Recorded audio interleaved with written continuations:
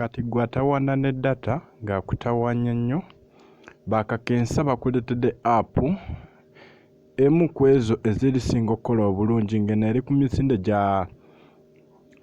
misinde gya data, erina speed ya wifi, ekola bulungi, tesosola ssimu, n'ekirala terina limit nti oba tugenda kuwa dakiika 5 ssaawa 10 oba nti bagenda kugamba nti okola lunaku weruti nno, terina limit. Kati gwajagala ffe batuukiridde ky'olina okukola olina okuba n'omutwalo gwo gumu ensimbi za Uganda n'ennusu 10. Ogenda kukola otya?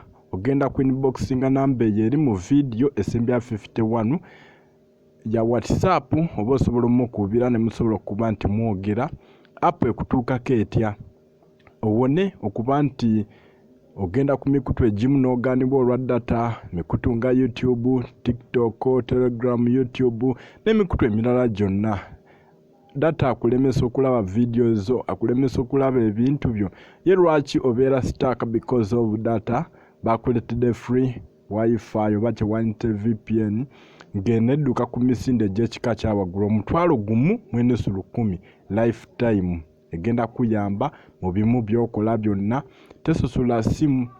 Omutwalo gumu okukwatagana n'ennamba eyo eri waggulu, bagenda kutusaako VPN eno mu second obusekonda kasita oba ng'osobodde okumuinboxinga. Ffe twagigezesezzaako nga Jinja Media TV. Lunaku olwaleero twa-uploadize movies nga 2 ku Telegram channel yaffe, aba ku Telegram munjulira gye ziri.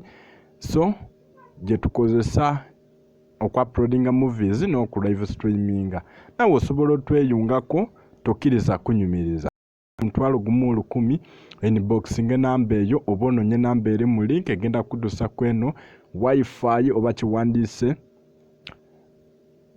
VPN ey'amaanyi ennyo gye baleese. Osobola okeefunira ka VPN kalungi, tekeetaaga settings, keetaaga just connectinga. Kawukana ku VPN nze ndala kubanga ko okakozesa buli w'oyagalidde. Tekaliiko mbu ate kagaba MBs weziti oba ssaawa. Subscribe.